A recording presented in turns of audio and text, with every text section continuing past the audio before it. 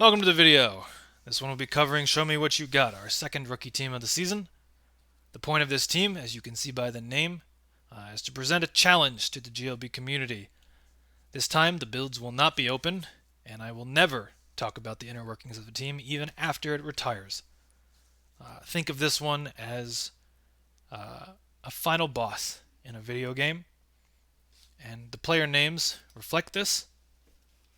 There is something particularly worthwhile about losing continuously to a shit-talking final boss over and over and over, and finding the strength to persevere.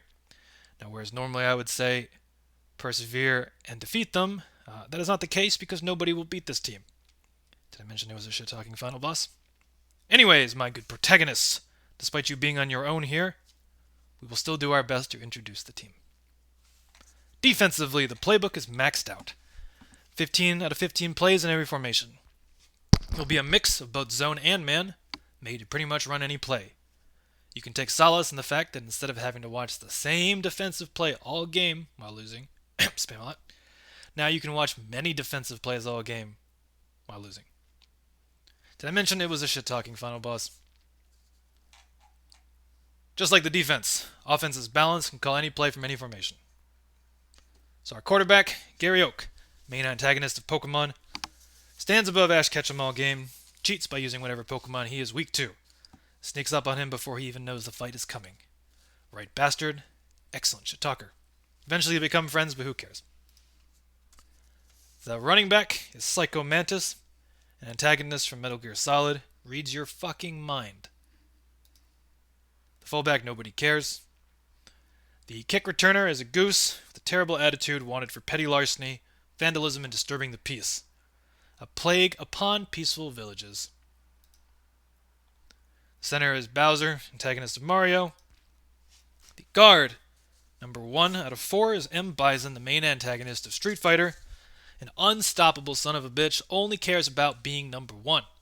Says things like, quote, "I will weep when there are no more worlds to conquer." Quote, "Your fighters exist only to be crushed." Quote, "Those without strength are disgusting."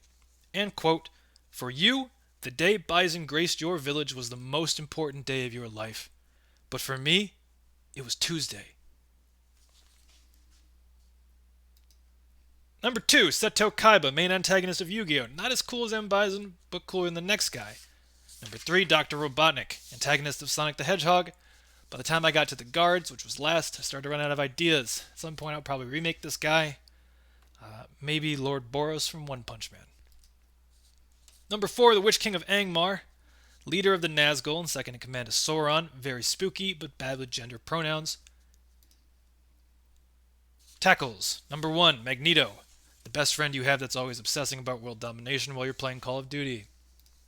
2, Sargeras, the big bad from World of Warcraft, hell-bent on destroying all life in the universe to prevent it from becoming infected with COVID. Noble intentions, social distancing. Number 3, Ivan Drago, you will lose. If he dies, he dies. Number 4, You're Too Slow, is Sonic's taunt from Super Smash Bros. If you've never had this spammed at you, consider yourself lucky. This is Revan, the antagonist and the protagonist of KOTOR, the only good Star Wars game that has ever been made. Ganondorf, the final boss of Zelda. And Gunnery Sergeant Hartman, the most quotable man of all time, from Full Metal Jacket, one of the best movies of all time. 2 wide receivers. Number 1 is Shao Kahn, main antagonist of Mortal Kombat. Smashes your face in. Number 2, Dachande Yaucha, also known as Predator. Searches the universe for worthy fighters, then hunts them for fun. Our nose tackle is Through the Fire and Flames, the main antagonist of Guitar Hero. Props if you've beaten it on Expert. The second defensive tackle is Hades, God of Death, the final boss of Hades. Slow clap. 2 Agent Smiths, for obvious reasons. Recently realized that the guy who plays this is Elrond. Defensive end, Guile, also from Street Fighter, this time a protagonist, but a very good shit talker, needed to be on the list. His famous line, go home and be a family man. Dan Hibiki, also from Street Fighter, final inclusion, namely because his legendary taunt lasts an eternity and is the very definition of excessive. Nobody needs to shit talk when you got moves like that. The linebackers, beginning with the duck from the dog from Duck Hunt, the most hated character in all of Nintendo history, based on every survey. 2. Hall of Grandmasters, the most hated experience in Path of Exile history. Number 3, The Wild Hunt. Nobody really cares about them, but I really like The Witcher. Number 4, Gaunter O'Dim, another Witcher antagonist, but much, much worse than The Wild Hunt. In fact, he's worse than anyone else on this list, and he's probably worse than everyone else on this list combined.